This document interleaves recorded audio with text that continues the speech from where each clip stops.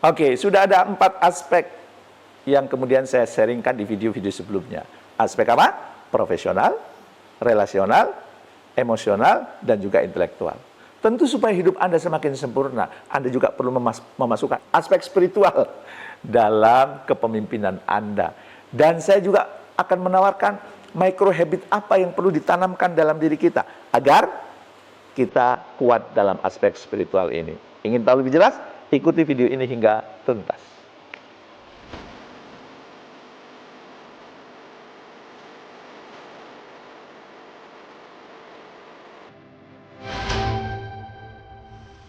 Oke, kita sampai pada aspek yang kelima, yaitu aspek spiritualitas.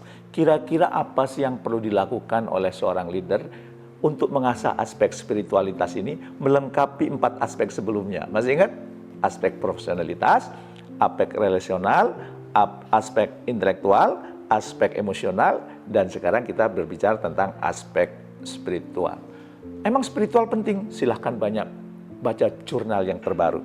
Jurnal-jurnal terbaru mengingatkan kepada kita bahwa dunia yang berubah sekarang luar biasa cepat. Dunia yang berubah susah ditebak itu, ternyata kita perlu menghadirkan spirituality dalam kehidupan kita, termasuk kehidupan seorang leader.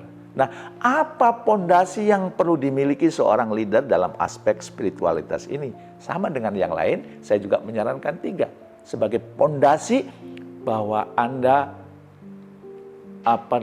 memperhatikan aspek spiritualitas ini sehingga Anda semakin kuat aspek spiritualitas ini. Yang pertama adalah Anda selalu merasa terkoneksi dengan Allah, ya, bahwa dimanapun Anda berada, Anda itu selalu diawasi oleh Allah, ya. Selalu Anda mengajukan pertanyaan, kalau ini saya lakukan kira-kira Allah itu ridho enggak ya? Allah itu sayang enggak sama aku ya? Allah itu semakin menyintai aku enggak ya? Itu aspek yang pertama, terkoneksi. Aspek yang kedua itu pertanggungjawaban. Maksudnya apa? Apapun yang Anda lakukan itu Anda siap bertanggung jawab, baik di dunia maupun di akhirat, ya. Tidak hanya pertanggungjawaban kepada pemegang saham, kepada pimpinan yang lebih tinggi kepada Anda atau kepada mitra kerja, Anda juga bisa bertanggung jawab kalau di hadapan Allah. Kenapa Anda melakukan ini? Ya, kenapa Anda menjalankan hal ini? Dan yang terakhir adalah just focus on Allah. Apapun yang kita lakukan dalam rangka pengabdian kepada Allah, bukan yang lain. Ya, sering kita mendengar ucapan orang-orang bijak apa itu? Berharap kepada selain Allah, ya, atau berharap kepada makhluk adalah patah hati yang disengaja. Nah, kira-kira itu ya 3 pondasinya. Anda selalu merasa terkoneksi dengan Allah, dan ingat ya, kalau kita merasa terkoneksi dengan Allah itu juga menurunkan stres kita loh ya. Membuat kita semakin percaya diri loh ya.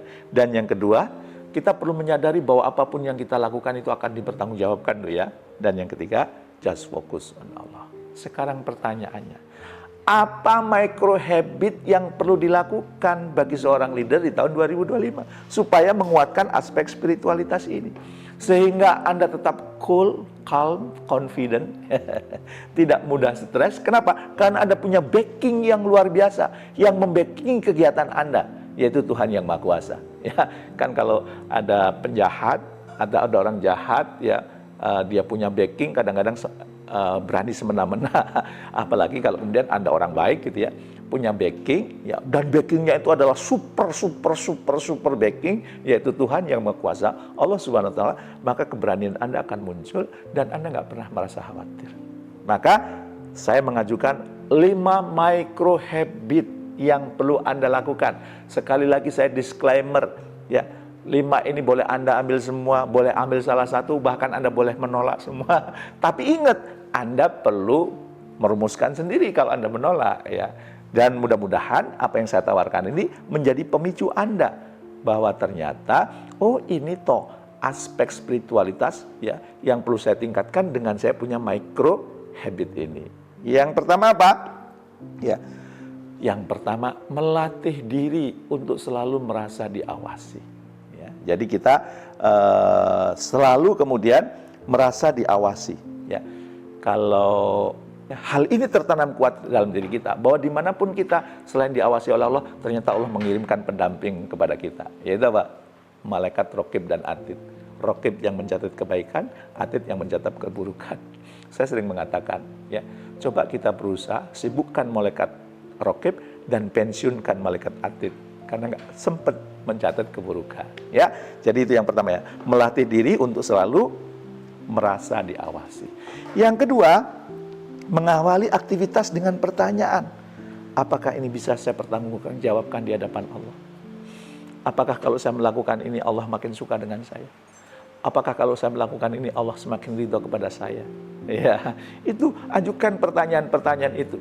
Apakah kalau ini saya lakukan, ya ini bisa menyelamatkan saya di kehidupan dunia atau akhirat?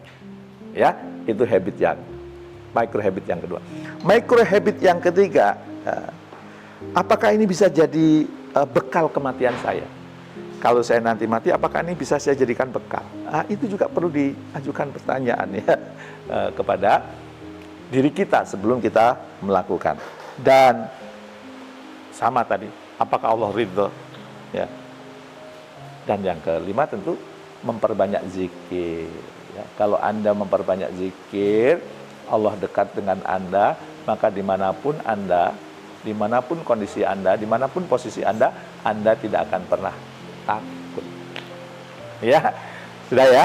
Jadi dalam tahun 2025 ini saya sudah memberikan usulan kepada Anda tentang 5 aspek yang perlu Anda perbaiki, yang perlu Anda tingkatkan, yang perlu Anda asah dalam hal leadership. Aspek profesional, aspek relasional, aspek intelektual, aspek emosional, dan juga aspek spiritual. Insya Allah kalau 5 aspek ini Anda praktekkan, plus micro habit yang saya tawarkan, ya, itu akan membuat kepemimpinan Anda di tahun 2025, insya Allah stabil dan insya Allah akan menghasilkan anggota tim yang luar biasa. Praktekkan ya, selamat mencoba.